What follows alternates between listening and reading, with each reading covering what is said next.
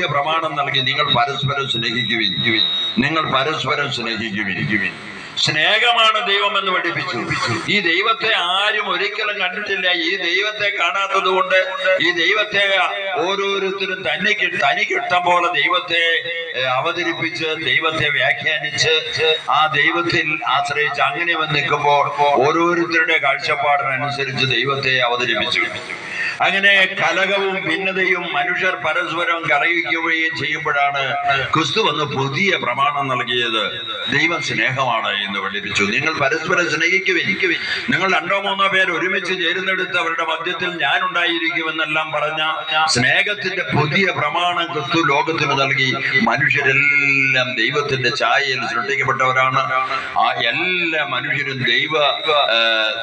ദൈവത്തിന്റെ ആത്മാവ് അല്ലെങ്കിൽ ജീവൻ കുടികൊള്ളുന്നവരാണെന്നും എല്ലാ മനുഷ്യരും ദൈവത്താൽ സൃഷ്ടിക്കപ്പെട്ടവരാണെന്നുള്ള പുതിയ പ്രബോധനം നൽകി പഠിപ്പിച്ചു. അവിടുത്തെ ഉയർന്ന കാഴ്ചപ്പാടിൽ നിന്നും മനുഷ്യനെ പഠിപ്പിച്ചു. ശത്രുവിനെ സ്നേഹിക്ക്, നിന്നെ ഉപദ്രവിക്കുന്നവർക്ക് നന്മ ചെയ്യ്, നിന്നെ ശപിക്കുന്നവനെ അനുഗ്രഹിക്കുക. അവനെ ഇങ്ങനെ ഉപദ്രവിക്കാൻ കാരണം എന്താണ്? അവന്റെ ദൈവിക സങ്കല്പത്തിൽ ദൈവം സ്നേഹമല്ല. അവന്റെ ദൈവിക കാഴ്ചപ്പാടിൽ ശത്രുവിനെ നിഗ്രഹിക്കലാണ് അവന്റെ ദൈവിക കാഴ്ചപ്പാട്. അവിടെയാണ് ക്രിസ്തു അതിനെല്ലാം മാറ്റം വരുത്തിക്കൊണ്ട് നീ നിന്റെ ശത്രുവിനെ പോലെ സ്നേഹിക്കണം. എന്താ കാരണം? നിന്നെ ശത്രുത പുലർത്തുന്നവരെ ദൈവം സ്നേഹിക്കുന്നു.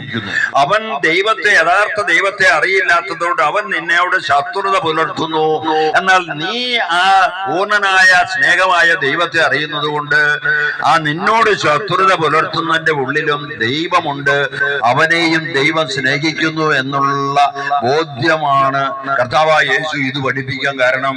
നിന്നെ ശത്രുവിനെ നീ സ്നേഹിക്കണം. നിന്നെ ഒരുവൻ പീഡിപ്പിക്കുന്നുണ്ടെങ്കിൽ അവന് യഥാർത്ഥമായ ദൈവത്തെയോ ദൈവത്തിന്റെ സ്വഭാവമോ എന്താണെന്ന് അറിയാത്തത് കൊണ്ട് അവൻ നിന്നെ പീഡിപ്പിക്കും. പക്ഷെ നീ ഈ പൂർണ്ണനായ ദൈവത്തെ അറിയുന്നത് കൊണ്ട് നിന്നെ പീഡിപ്പിക്കുന്നവന് നീ നന്മയെ ചെയ്യാവൂ. നിന്നെ അവരൻ ശപിക്കുന്നത് നിന്റെ ഉള്ളിൽ ദൈവമുണ്ടെന്നുള്ള ബോധ്യം അവനില്ലാത്തത് കൊണ്ട് അവൻ നിന്നെ ശപിക്കും. എന്നാൽ അവനെ ദൈവം സ്നേഹിക്കുന്നു. ആ ദൈവം ആത്തെ പൂർണ്ണമായി അറിയാത്തതിനാലാണ് അവൻ നിന്നെ ശപിക്കുന്നത്. അതിനാൽ നീ അവനെ തിരിച്ച് അനുഗ്രഹിക്കണം. അനുഗ്രഹിക്കുകയല്ലാതെ ശപിക്കരുത്. ഇതാണ് ദൈവത്തിന്റെ കാഴ്ചപ്പാട്. അങ്ങനെ മനുഷ്യന്റെ ഇടയിലുള്ള ഭിന്നതയും